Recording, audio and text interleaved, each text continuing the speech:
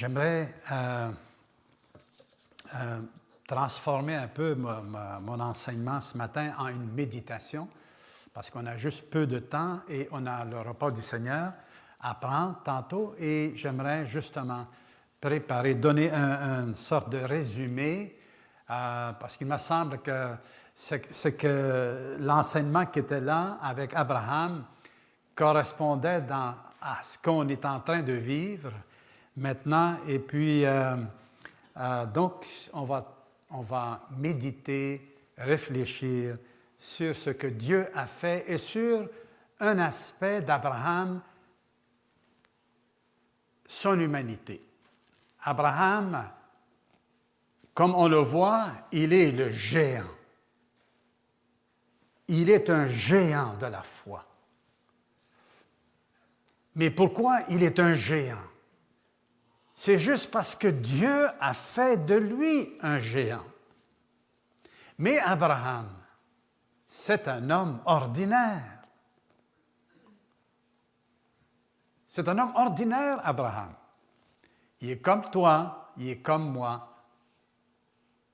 Il vivait dans un pays étranger, à Ur, un pays idolâtre, entouré par l'idolâtrie, mais quelque part, il avait entendu parler de Dieu, parce qu'il est un petit peu dans la lignée, mais des fois, dans la lignée, la foi ne se transmettait pas bien.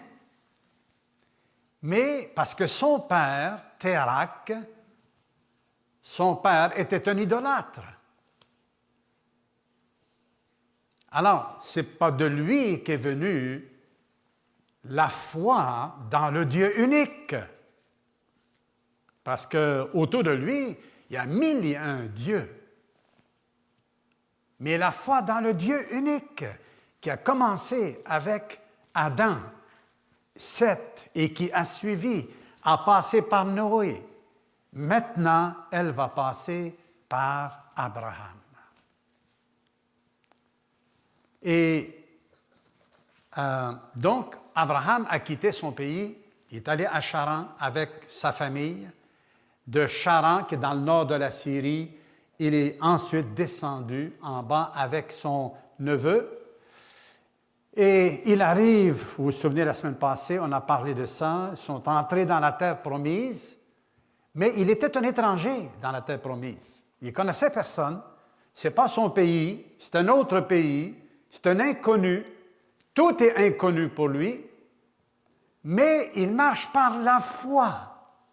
Dieu lui a donné un ordre et il a obéi sans savoir où est-ce qu'il s'en allait. Vous lirez Hébreux chapitre 11, un texte extraordinaire sur la foi et en particulier de la foi d'Abraham. Un résumé de tout son témoignage. Vous lirez ça. Et là, pour la première fois, quand il est entré dans la terre promise, pour la première fois, Dieu lui parle. Et il renouvelle les promesses qu'il lui avait déjà brièvement annoncées à Ur. Ce n'est pas un long message, hein? Va-t'en de ton pays, etc. Je vais faire de toi une source de bénédiction pour toutes les nations. Et quelques informations comme ça, pas plus. Ça a duré 30 secondes, même pas. Et il s'est levé, c'était assez. Il n'y avait pas besoin de lire toute la Bible, la Bible n'existait pas. Mais on ne sait pas comment il a entendu la voix de Dieu, comment Dieu lui a parlé, mais il a obéi et il est allé. Et première chose qu'il fait dans la terre promise, c'était quoi? C'était quoi la première chose? Il a bâti un autel pour adorer Dieu. Et on a vu que le sens de cette adoration, c'était en réponse, tout d'abord, à la parole de Dieu, à la promesse que Dieu lui fait inconditionnellement, sans condition. Dieu ne lui a pas dit « Je vais faire de toi une grande nation si tu fais ci, si tu fais ça, si tu ne fais pas ci, si tu ne fais pas ça. » sans condition. Quand Dieu t'a sauvé, mon frère, ma sœur, quand Dieu t'a sauvé, c'était quoi là? Est-ce qu'il t'a donné une foule de conditions pour être sauvé? La seule condition, c'était quoi? Croire. Mettre sa foi en Christ. Sans condition. Dieu l'offre sans condition et quand nous la recevons par la foi, sans condition. Quand un couple se marie, justement, je suis en train de préparer un couple, là, et quand ils vont faire leur déclaration de mariage, est-ce qu'ils vont dire je vais t'aimer si tu fais ci, si tu fais ça? Je ne t'aimerai pas si tu fais ci, si tu fais... Je te promets que je ne t'aimerai pas si tu fais ci, si tu fais ça. Je te promets que si tu es malade, moi, je vais aller ailleurs. Non, c'est une déclaration sans condition. Autrement, il y a une faille dans l'engagement. Dieu, sans condition, il lui fait la promesse. Et dans le chapitre 15, on voit pour la première fois où il est écrit, suite à la déclaration de Dieu, il est écrit « Abraham crut en Dieu ». Pour la première fois, Abraham crut. Et Dieu lui a imputé cela à justice. Dieu le déclare juste parce qu'Abraham a cru. Pour Dieu, c'est juste que l'homme croit en lui fait confiance. C'est juste, c'est la seule justice que l'homme peut faire, c'est de croire Dieu. Tout le reste va découler de ça. Dieu nous déclare, te déclare, mon frère, si tu t'es repenti de tes péchés et que tu as mis ta foi en Jésus-Christ, Dieu te déclare juste sur la base de ta foi, parce que ta foi fait juste recevoir de Dieu ce qui s'est engagé à faire. Moi, je trouve ça magnifique. Ça m'encourage. Et quand Jésus dit « demeurez en moi », par la foi, demeurez en moi, parce que c'est là que la vie de Dieu nous remplit et nous transforme, nous guérit intérieurement. Mais Abraham, un homme ordinaire, une fois arrivé dans la terre promise, il descend et là, il y a une famine, une épreuve. Qu'est-ce qu'on va manger? Une famine dans la terre promise. Mais il n'y a pas de famine dans la nation païenne qu'est l'Égypte. Il y a de l'abondance en Égypte. Dans la terre promise, il n'y a pas beaucoup d'eau. Mais en Égypte, il y a de l'eau. Il y a le fleuve, le Nil, qui arrose. Il n'y a pas besoin de pluie. Et il arrose toutes les terres et il y a tout le temps de l'abondance en Égypte. Alors, qu'est-ce qu'il fait, Abraham? Il ne demande pas à Dieu, Seigneur, est-ce que c'est dans ta volonté que j'aille en Égypte? Et Dieu, connaissant la peur d'Abraham, il le laisse quand même faire ses choix. Même s'il n'approuve pas son choix, même si, comme on peut le voir, il a manqué de confiance en Dieu, Dieu le laisse faire ses décisions. C'est ce qu'il a fait, Dieu. Avec qui? Avec Adam et Ève. Dieu savait qu'Adam allait le faire. Puis Ève, hein? Est-ce qu'il les a empêchés? Bon, peut-être que je vous entends penser, là, bon, mais pourquoi il ne les a pas empêchés? Il aurait dû les empêcher, puis là... Hein? C'est ça que vous pensez, hein? Oui, parce que moi aussi, j'y pense. Hein? Je ne comprends pas. Alors, puis je n'ai pas besoin de comprendre, puis tu n'as pas besoin de comprendre, mon ami. Dieu, là, il est juste de le croire sur parole et de ne pas le remettre en doute. Les questions qu'on peut se poser, ça doit pas être des questions qui viennent à remettre Dieu en question. Là, on devient les juges de Dieu. Mais au contraire, on lui fait confiance.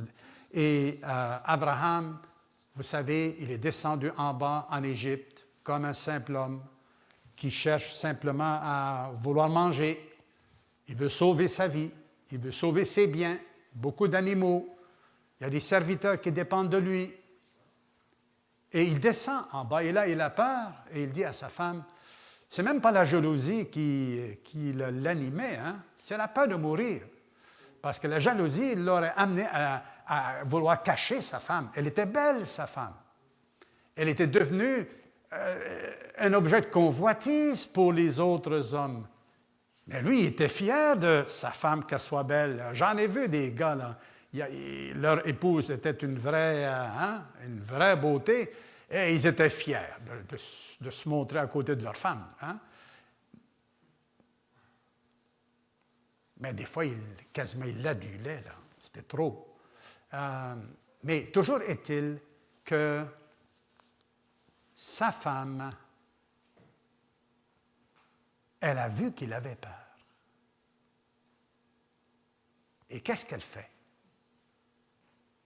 Est-ce qu'elle accepte de mentir, de dire une demi-vérité?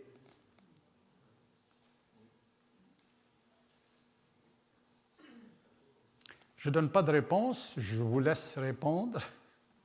Mais elle voulait sauver son mari. Parce que, je veux dire, il y a des choses qui se disaient là, dans ces pays-là, là. Comment ça se passe en Égypte. Et ce n'était pas fou, ce n'était pas malade là, de penser que lui serait tué et puis ils auraient pris sa femme. Ce n'était pas nécessairement fou là, dans le contexte. Alors elle était certainement aussi, comme lui, avoir entendu des histoires. Donc elle a voulu le protéger. Elle lui était soumise au point. Elle aurait pu dire non, mais elle a dit oui. Et là, Dieu l'a... Imagine-toi comment est-ce qu'il se sentait, notre Abraham. Il est là, puis il voit les étrangers venir mettre la main sur sa femme, puis qu'ils partent avec pour l'amener vers Pharaon. Comment est-ce qu'il se sentait?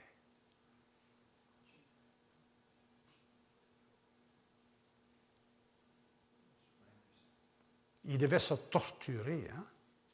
Il devait s'en vouloir, il devait, enfin. Et c'est un homme comme nous. Fait qu'on peut imaginer raisonnablement comment est-ce qu'il pouvait se sentir. Il se sentait mal. Et lorsqu'il a reçu tous ces dons-là, là, tu sais, que le Pharaon lui a donné des richesses encore, là, comment est-ce qu'il devait se sentir? Il était tout content de s'enrichir à ce prix-là, de voir sa femme exposée à l'adultère. Et puis est-ce qu'il va la revoir? Parce que si elle devient la femme de Pharaon, mon ami, c'est fini. Et qu'en est-il des promesses de Dieu, là? Il lui a promis un fils, une descendance. Il lui a promis ça. Et il lui a dit, ça va venir de toi, là. Et de Sarah. Vous êtes le couple.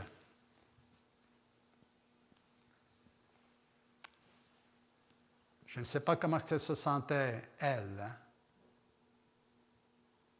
Mais d'une certaine façon, c'est là que Dieu intervient. Peut-être qu'il espérait Abraham, peut-être qu'il suppliait Dieu d'intervenir, je ne sais pas. Mais Dieu a intervenu. Non seulement pour Abraham et pour elle et pour Sarah. Pourquoi vous pensez là, à part ça là, je vais arriver directement au but. Pourquoi Dieu a intervenu, pourquoi il n'a pas laissé faire Pharaon avec Sarah? Pourquoi il a intervenu? Pourquoi il l'a empêché? Puis il n'a pas empêché Abraham et Sarah de quitter la terre promise. Il ne les a pas empêchés. Mais là, boum, il intervient. Gérald? Dieu a fait grâce. Oui, mais pourquoi? Oui, je comprends. Mais je vais aller plus loin que ça. Parce que les promesses de Dieu sont immuables. Ah! Qui a pris l'initiative de faire ces promesses-là? Là? Qui a un projet? Dieu. C'est Dieu! C'est lui qui veut se faire un peuple, comme je l'ai dit, répété. Il veut avoir une famille pour lui qui porte son nom. C'est lui qui est en charge de ses propres promesses. La part d'Adam, c'est de croire. Et Dieu ne voulait pas que son projet soit gâché, là.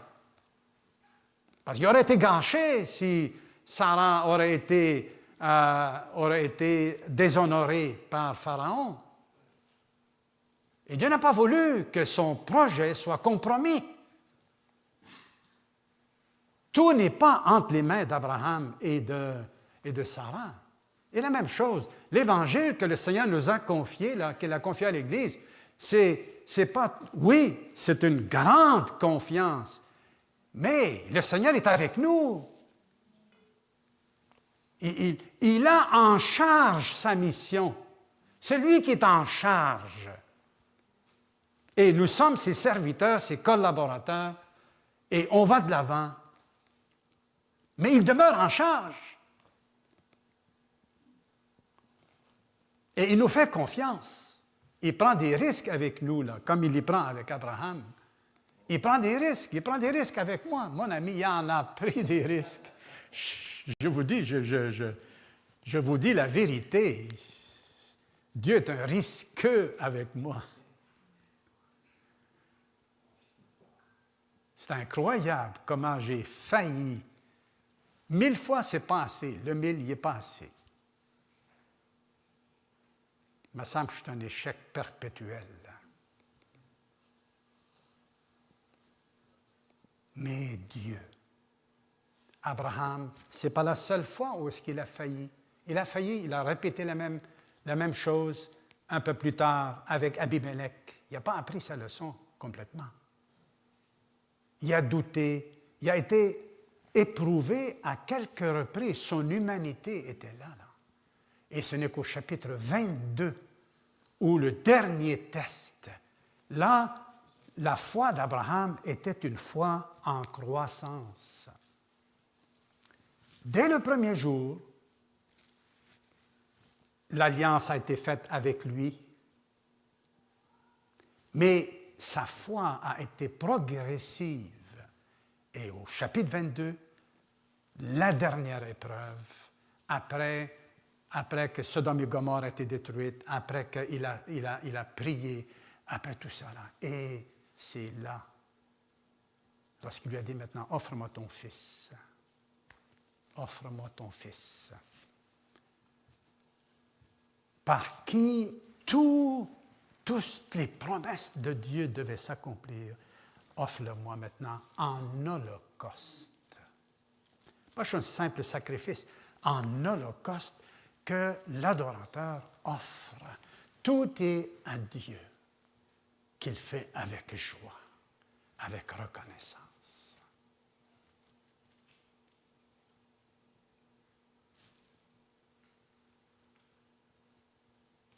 Et Abraham a été impeccable.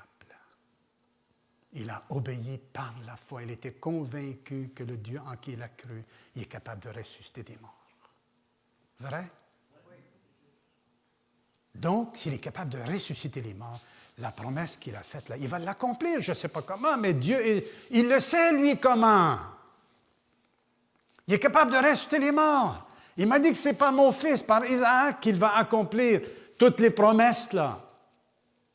Il me l'a dit. Ah, puis là, il me demande de lui offrir mon fils en sacrifice. Ça veut dire, mes frères et mes sœurs, c'est que Dieu a plus de valeur que toutes ses promesses, que toutes ses bénédictions. Il a plus de valeur que toutes les promesses. Et ça a animé beaucoup de chrétiens qui sont morts persécutés parce qu'ils savaient, ils le méritent.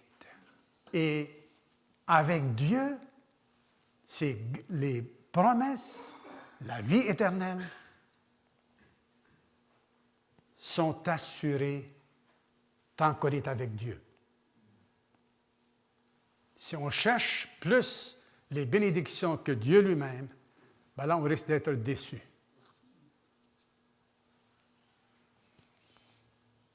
Alors, ayons confiance en Dieu. Ce qu'il a déclaré, il va l'accomplir.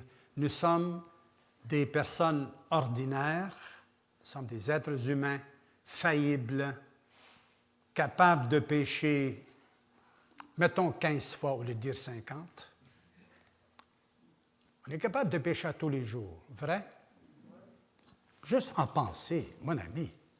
Tu as beau faire attention en te gardant loin des toutes sortes d'événements pécheurs, mais juste en penser, là, mon ami, c'est en moi, cette affaire-là. Je ne suis pas capable de... C'est pour ça que de s'auto-flageller, ça ne sert à rien. Ça n'expie pas nos péchés. C'est la peine de mort sur mes péchés. Et Dieu nous crée à nouveau.